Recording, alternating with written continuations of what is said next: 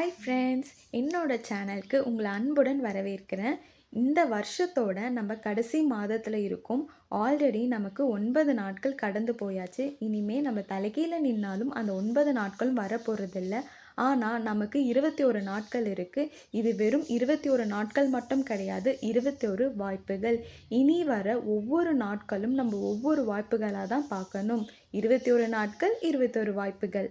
நான் உங்ககிட்ட ஒரு கேள்வி கேட்க போகிறேன், ஆனால் பதில் எனக்கு வேண்டாம். இந்த கேள்வியை நீங்கள் உங்ககிட்டே கேட்டுட்டு உங்களோட மனசாட்சிப்படி உங்களுடைய பதிலை நீங்கள் உங்ககிட்டே சொல்லணும். கேள்வி என்னன்னா, இந்த வருஷத்தோட கடைசி மாதத்தில் இருக்கும். ஸோ இந்த 2024ல் உங்களுக்கு பிடிச்சதை நீங்கள் அதிகமாக பண்ணியிருக்கீங்களா? இல்லை இதெல்லாம் பண்ணால் என்னோடய ஃப்யூச்சர், என்னோடய எதிர்காலம் வந்து நல்லாயிருக்கும், அதனால் இதெல்லாம் பண்ணேன் அப்படின்னு ஏதாவது செஞ்சுருக்கீங்களா? ஏதாச்சும் ஸ்டெப்ஸ் எடுத்திருக்கீங்களா? கேள்வி புரியும்னு நினைக்கிறேன். ஸோ உங்களுக்கு பிடிச்சத நீங்கள் அதிகமாக பண்ணியிருக்கீங்களா? இல்லை உங்கள் எதிர்காலத்திற்காக நீங்கள் ஏதாச்சும் பண்ணியிருக்கீங்களா? இந்த கேள்வியை நீங்கள் உங்களுக்கே கேட்டுக்கோங்க. பதில் எப்படி இருக்கும்னு நினைக்கிறேன்னா, நம்ம எதிர்காலத்தை விட பிடிச்சத தான் நம்ம அதிகமாக பண்ணியிருப்போம். கரெக்டாக? நானுமே அப்படி தான். ஆனால் நம்ம பேரண்ட்ஸ் வந்து நம்மளோட எதிர்காலத்துக்காக அவங்க உழைச்சிட்ருப்பாங்க. ஆனால் நம்மளும் நம்மளோட டைம் வேஸ்ட் பண்ணிவிட்டு தேவையில்லாத ஆசைங்களுக்கு நம்ம இடம் கொடுத்துட்டு இருப்போம். நம்ம சின்ன சின்ன ஆசைகளை கட்டுப்படுத்தினாலே போதும், நிறைய டைம் சேவ் பண்ணலாம்.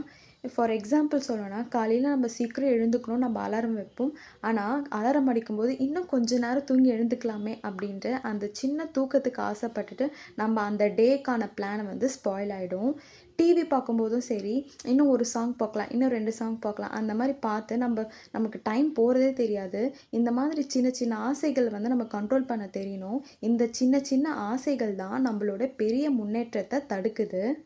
ஸோ இந்த 21 டேஸ் ஒரு சேலஞ்சாக எடுத்து இந்த மாதிரி சின்ன சின்ன ஆசைகளை ஃபஸ்ட்டு நம்ம கண்ட்ரோல் பண்ணுறதுக்கான மெத்தடை வந்து இந்த 21 டேஸில் வந்து நம்ம ப்ராக்டிஸ் பண்ணணும். காலையில் சீக்கிரம் எழுந்துக்கணும் அப்படின்னா சீக்கிரமாக தூங்கணும். ஸோ இந்த 21 டேஸில் வந்து சீக்கிரமாக தூங்கி சீக்கிரம் எழுந்துக்கிறதுக்கு வந்து ப்ராக்டிஸ் பண்ணுங்கள். சிலருக்கு காலையில் சீக்கிரம் எழுந்துக்கிறதே கஷ்டமாக இருக்கும், ஃபோக்கஸ் பண்ண முடியாமல் கஷ்டப்படலாம். எனக்குமே படிக்கும்போது அடிக்கடிக்கு டிஸ்ட்ராக்ஷன்ஸ் ஆவேன். ஸோ இந்த மிஸ்டேக்ஸ் எல்லாமே நம்ம இந்த 2024லே வந்து கரெக்ட் பண்ணிடணும். ஏன்னா நம்ம நெக்ஸ்ட் இயர் ஸ்டார்ட் பண்ணும்போது இந்த தவறுகளை திரும்பவும் நம்ம அப்போ சொல்லக்கூடாது. காலையில் எழுந்துக்க முடியல, எனக்கு படிக்கும்போது டிஸ்ட்ராக்ஷன் ஆகுது, இது எதுவுமே சொல்லக்கூடாது.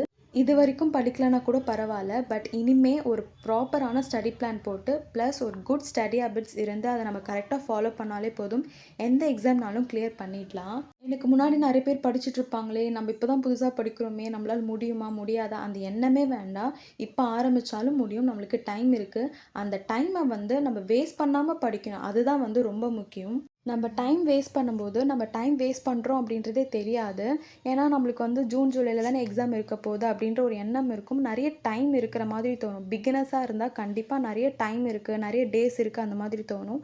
ஆனால் நீங்கள் ஒன்ஸ் சின்சியராக ஸ்டார்ட் பண்ணிட்டீங்கன்னா உங்களுக்கு அப்போ தெரியும் எவ்வளோ டைம் நமக்கு கம்மியாக இருக்குன்னு. ஹிஸ்ட்ரி நீங்கள் கம்ப்ளீட்டாக முடிச்சுட்டு அடுத்து நீங்கள் பாலிட்டி படிக்கும்போது தெரியும் உங்களுக்கு வந்து ஹிஸ்ட்ரி எவ்வளோ மறக்குதுன்னு. நம்ம படிக்கும்போது தரவாக படிச்சிருப்போம், ஆனால் பாலிட்டி போகும்போது நம்மளுக்கு இந்த ஹிஸ்ட்ரி வந்து யோசிச்சு பார்த்தா நிறைய கன்ஃபியூஷன் இருக்கும். இந்த இயர் என்ன, அக்பருக்கு அப்புறம் யார் வர, இந்த மாதிரி நிறைய கன்ஃபியூஷன் இருக்கும். அப்போ நம்ம வந்து டெஸ்ட் ப்ராக்டிஸ் போடணும். பாலிட்டி படிக்கும்போது ஹிஸ்ட்ரி வந்து சைட் பை சைட் ரிவிஷனும் பண்ணணும். ஸோ இந்த மாதிரி நம்ம யோசிக்கும்போது நம்மளுக்கு டைம் வந்து ரொம்ப கம்மியாக தெரியும். நமக்கு தான் தெரியும் நம்ம படிக்கும்போது எங்கெல்லாம் தப்பு பண்ணுறோம், எந்த இடத்துலாம் டைம் வேஸ்ட் பண்ணுறோன்னு. ஸோ அந்த மிஸ்டேக்ஸ் எல்லாமே ஒரு சேலஞ்ச் மாதிரி எடுத்துக்கிட்டு இந்த வருஷத்துலேயே நம்ம சரி பண்ணிடலாம். நான் நவம்பர் மந்தில் ஒரு ஸ்டடி பிளான் போட்டிருந்தேன்ல, தமிழ் வந்து 6 to 10 ஸ்டாண்டர்ட் 30 டேஸில் கம்ப்ளீட் பண்ணுறதுக்கான ஸ்டடி பிளான்.